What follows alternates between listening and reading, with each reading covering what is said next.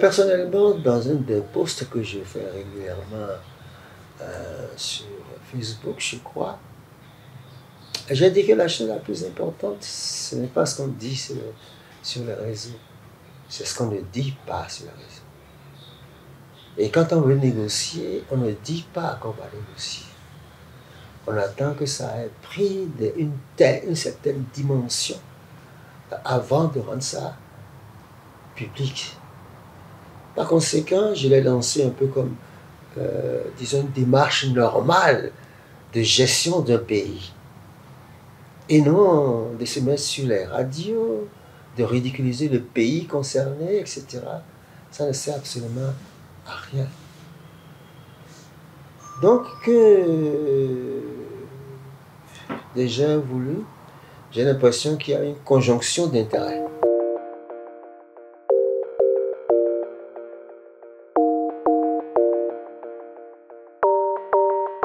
Ah bon, pour le doyen Soglo, j'ai dit comme boutade, il veut le plan du service.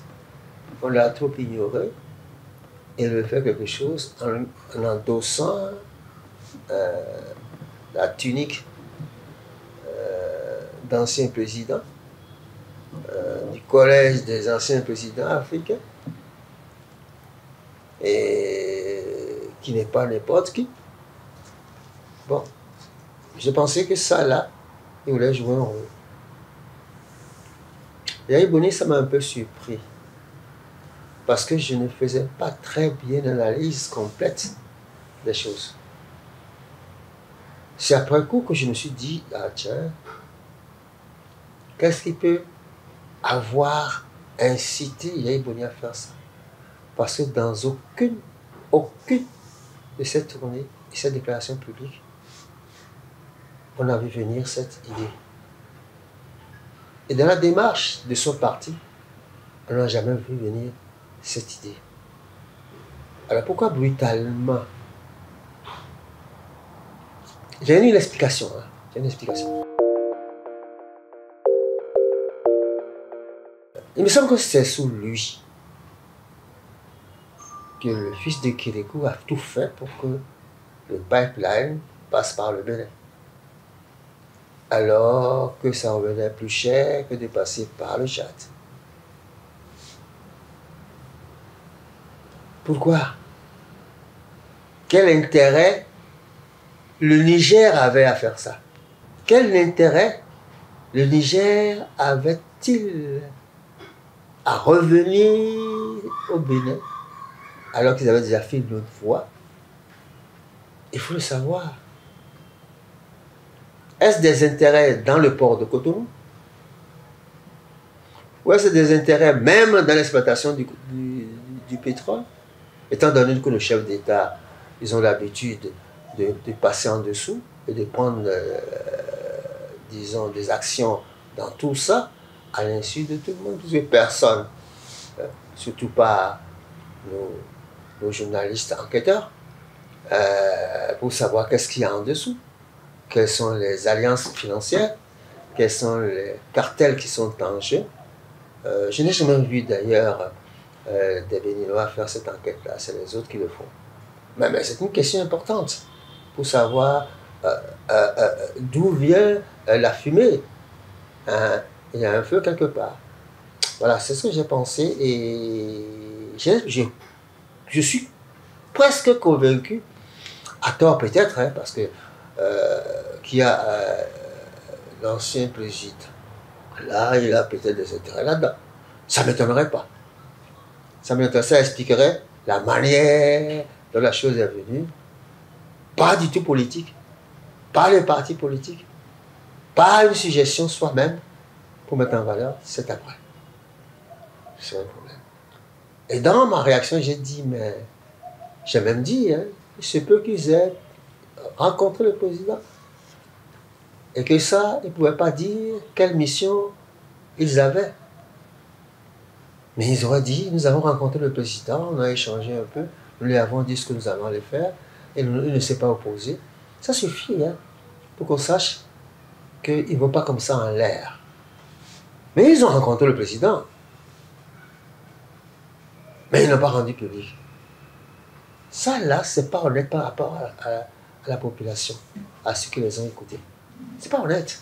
Dans cette histoire du pétrole-là, sachez que Tiani était le aide de camp de Bazoum. Un aide de camp, c'est votre vie. Vous savez ça? C'est pour ça qu'on a pu l'enlever sans qu'il y ait des problèmes. Donc, il est au courant, probablement, d'un certain nombre de choses qu'il ne peut pas dire sur la place publique. D'autant plus que là où il est là, il doit se poser des questions. Les gens doivent se poser des questions par rapport à lui et ses relations avec Bazoum. Ce qui est tout à fait normal. Vous avez été aide de camp, la personne, vous l'enlevez comme ça, et puis vous voulez le passer au tribunal, etc. Waouh, il y a un problème. Voilà. Donc je pense qu'il y a des conjonctions d'intérêts là qui expliquent cette décision et pourquoi elle a été faite assez discrètement en dessous en ce qui concerne les contacts avec les autorités béninoises. Il n'est pas évident non plus qu'il n'y ait pas eu de contacts discrets en direction du président Tiani là-bas. Nous ne voyons que la partie émergée de l'iceberg. Tout ce qui est en dessous, nous ne le voyons pas. Mais si nous réfléchissons, s'il y a quelque chose en haut de l'iceberg, c'est qu'il y a en bas beaucoup plus de glace encore.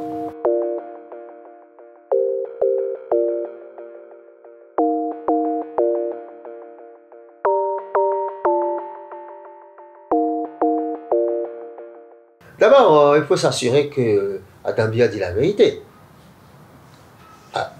Moi, je suis habitué et je suis un Saint-Thomas. Je me pose toujours, pourquoi il pourrait dire ça comme ça?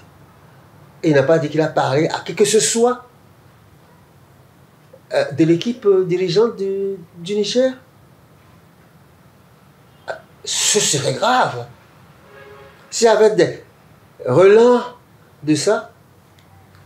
Mais le meilleur camouflage, c'est quoi? C'est que le message soit passé et qu'on donne l'impression qu'on n'a pas eu de message. Vous ne pensez pas? Dans ce milieu-là? Oh non!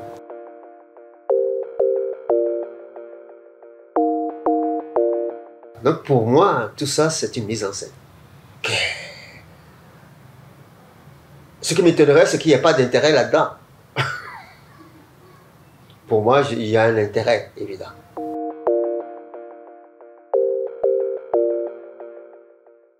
Oh, ce qui est l'État, on dit ça sur la place publique. Ce qui est personne, on ne le dit pas. Donc si moi je réfléchis encore personne, mais je le dis doucement.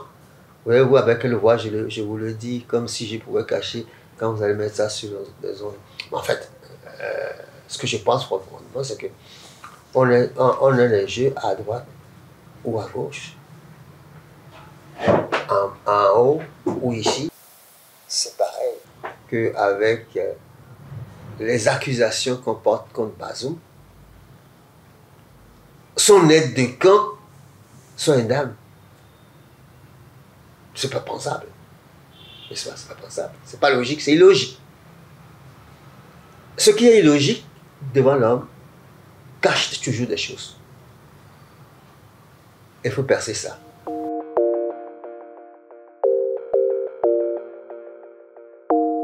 Mon cher ami, c'est une entente de deux parties. Au Niger non plus, on n'a rien dit. Au Niger, on a dit quelque chose? Rien du tout. Et après ça qu'ils ont sorti le communiqué. Au Niger, pas ici.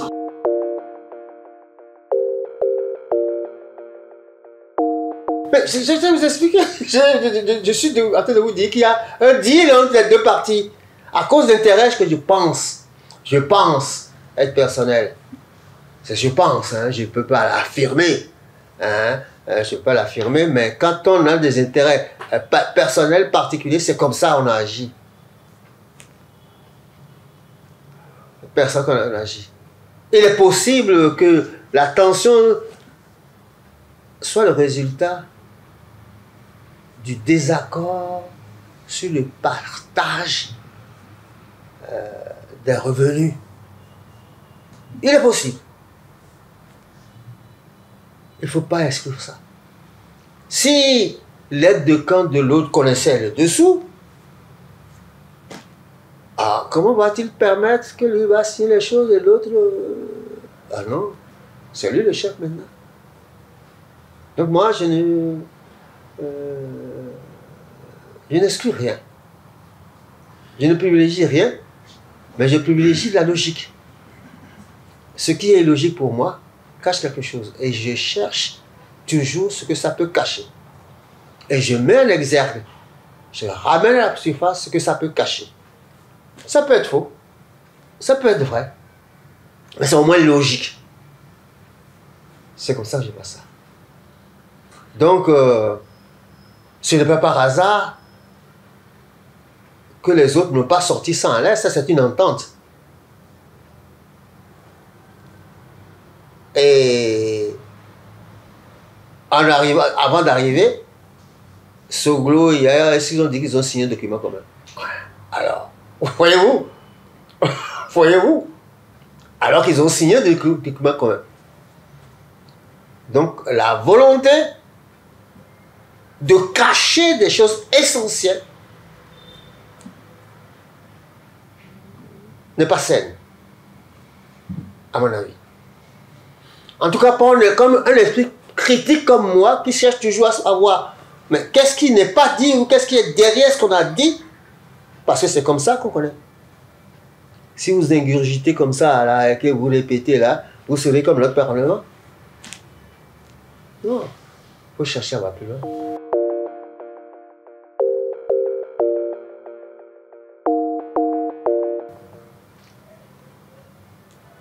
Vide.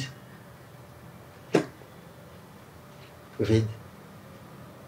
Parce que l'objectif de ça, là, n'a pas été donné. Les raisons pour lesquelles on a fait les deux, on a fait cette délégation-là, ce comité-là, n'ont pas été données. Si on dit qu'elle aura telle tâche, mais pour quelle raison on a jugé nécessaire de faire ça? Je pense que c'est une vaste blague. Il y aura, hein, ça va se faire. Ça veut dire qu'ils se sont entendus sur le butin. Pour moi, dans mon fort intérieur, c'est ça que je pense. Je dis tout ce que je dis, c'est ce que je pense moi. Hein.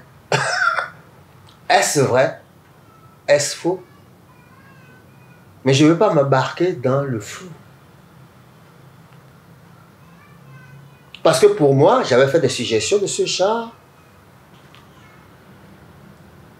C'était pour que le Niger s'assure qu'il n'y a pas de base destructeur à sa frontière pour l'attaquer. Ça, là, ça a un sens. Deuxième chose, pour que sur la base de ça, le Niger puisse apprécier s'il n'était pas opportun d'ouvrir sa frontière, ça a un sens. On peut appeler subsidiairement l'histoire du pipeline.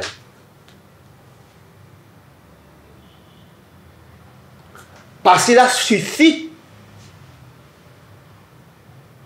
que Tiani ferme le robinet pour que ça s'ébranle. Décide de fermer le robinet et décide d'envoyer des missions au Tchad et au Cameroun pour reprendre. C'est ce qu'on appelle une forme de chantage pour que celui qui est en face de vous puisse mesurer jusqu'où vous pouvez aller, n'est-ce pas? Jusqu'où le chantage va. Puisqu'il y a chantage comme chantage. Non, c'est ça. Excusez-moi d'être suspect, hein? Et il y a de quoi? Parce que nos autorités ont caché l'essentiel. Elles sont allées jusqu'à, il paraît quelqu'un, procureur, et dire que des gens qui sont venus ici sont au service du CNSP. Or, c'est l'organe le plus élevé du Niger. Ça signifie quoi? Ça signifie que c'est un truc banal. Et ça, c'est la position française. C'était la position française. Alors j'ai l'impression, si c'est vraiment le procureur qui n'est pas à jour, ou bien on lui a dit de dire ça et n'a pas été intelligent pour tourner autour. On peut vous dire de dire des choses et vous essayez de trouver comment vous allez faire pour ne pas apparaître comme un idiot. Parce que là, si c'est vraiment le procureur, j'en sais rien, hein. On m'a dit que c'est le procureur. J'ai pas vu, je ne connais pas, mais si vraiment un procureur peut faire ça là, je dis s'il a une personnalité et une intelligence, il ne ferait pas ça. Donc je ne crois pas que ce soit le procureur. C'est quoi aller de l'avant? Avant de discuter, il faut au moins savoir les points sur lesquels on va discuter. Est-ce qu'ils ont parlé, ce communiqué a dit quelque chose? Il est vide. Parce qu'il aurait pu dire, premièrement, clarifier la situation de la frontière pour donner confiance à la partie nigérienne. Ça, c'est important. On voit donc qu'il y a vraiment une négociation sur quelque chose de précis.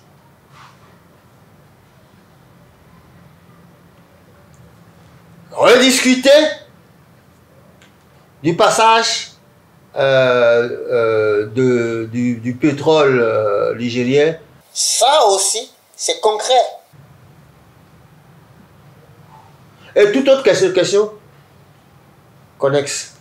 Ça aurait eu un sens. Que deux anciens présidents soient sortis d'une sorte de communiqué comme ça, là.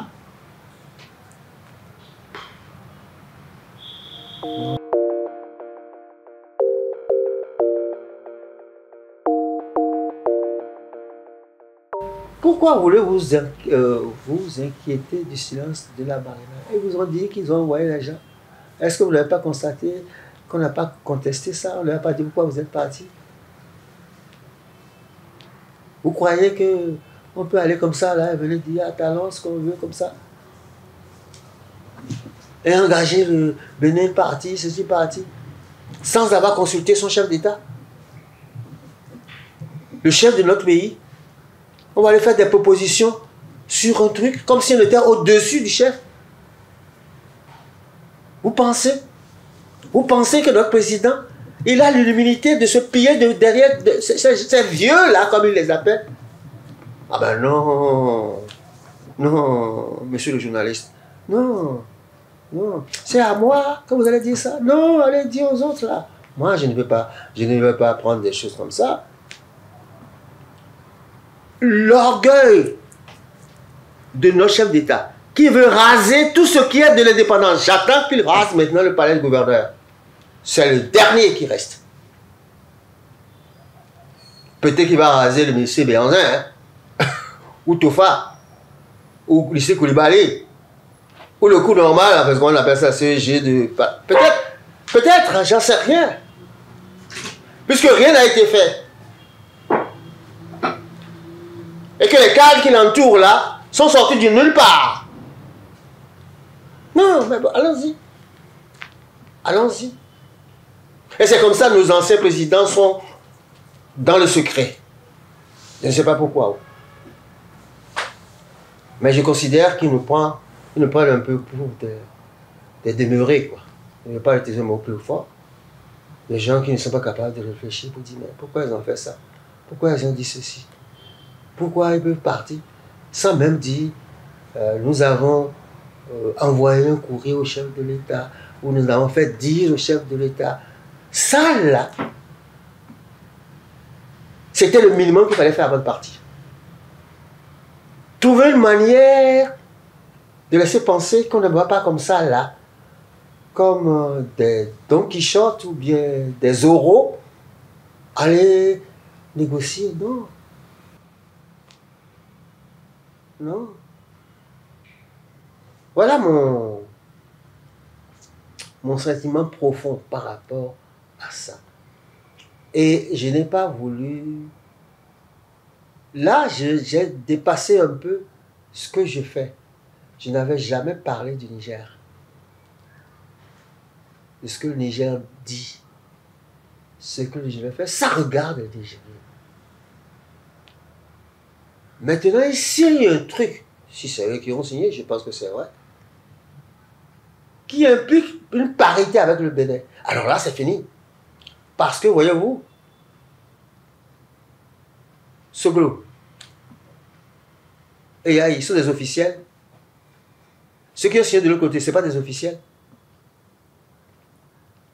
Comment un État peut signer un truc avec des non-officiels?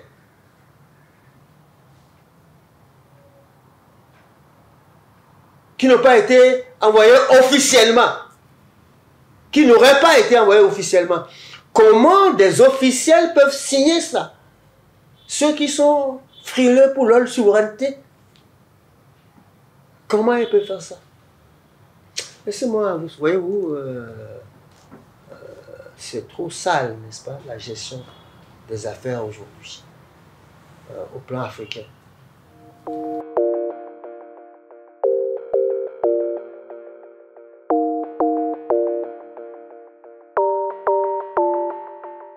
Très clair. Sinon, de quel droit ils vont signer quelque chose avec des officiels, des ministres, des trucs au Niger et amener ça ici? De quel droit? De quel droit? Votre ami journaliste là, qui porte la parole et fait cela, mais, il aurait dit, mais ce type-là, il n'a pas vu ça là. Il n'a pas vu que deux présidents, ils n'ont pas de statut particulier pour représenter le Bénin et représenter le chef de l'État, à moins qu'ils aient reçu l'accord du chef de l'État. Aller signer un communiqué? Mais non, mais quand même. À qui veut-on faire croire ça?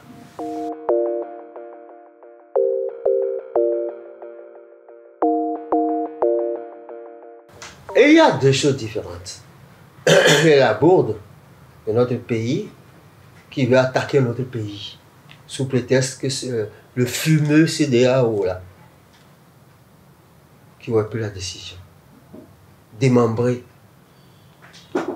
Aucun président parmi eux francophones n'a dit oui, il a proposé ça. Non, c'est la CEDEAO. C'est qui c'est la CEDEAO? Cette proposition est venue sur la table par qui? Par une personne bien indiquée et que le chef de l'État accepte, en oubliant les intérêts économiques pour lesquels l'institution a été mise en place. Donc quand vous dites quelle va être la solution, le deal est peut-être déjà fait. Hein?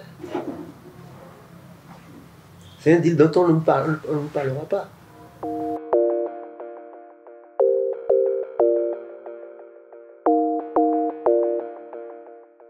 C'est quoi normalisation? On n'efface pas la mémoire populaire. Hein? N'est-ce pas? De ce point de vue-là, c'est gâté ça. Ce qui risque de se produire, c'est l'interrogation ultérieure des Nigériens par rapport à leur chef même.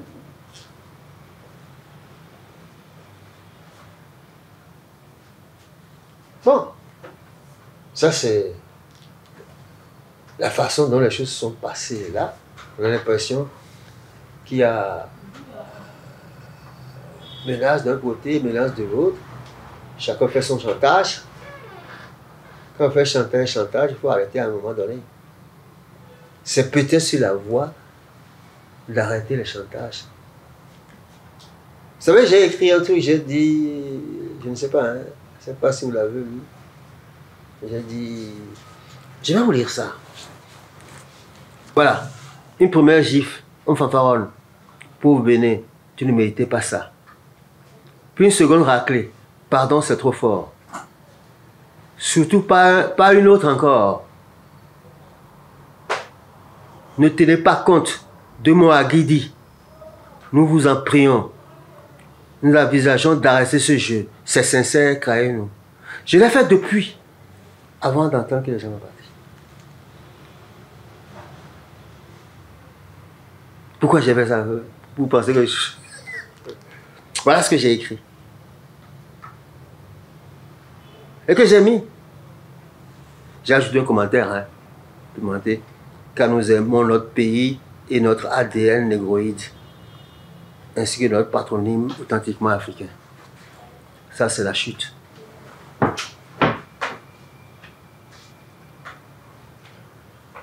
J'ai donc estimé que ça va s'arrêter. Sur quelle conclusion? Nous ne le saurons jamais. Nous ne le saurons jamais. Nous ne le saurons jamais. Vous avez lu le communiqué? Est-ce qu'on a parlé des craintes du Niger? Qu'il y a des gens sur la frontière? Moi, je n'ai pas retenu ça. Or, c'est la base essentielle. Est-ce qu'on a parlé des accords pour le pipeline? Non. C'est pour ça que je dis c'est vide. C'est vide. C'est apparemment vide. Je vais ajouter. Apparemment vide. Mais ça mouille déjà les deux parties. Pourquoi ils sont obligés d'avancer un peu sur un deal?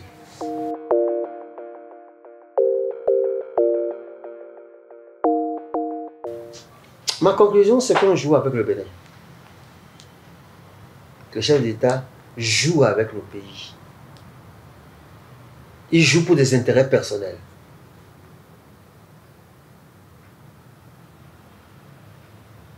Et je ne peux pas dire que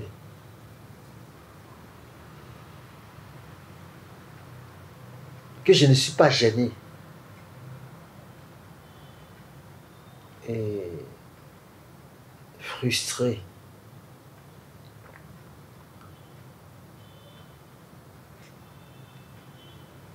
Parce que cette course a trompé son pays.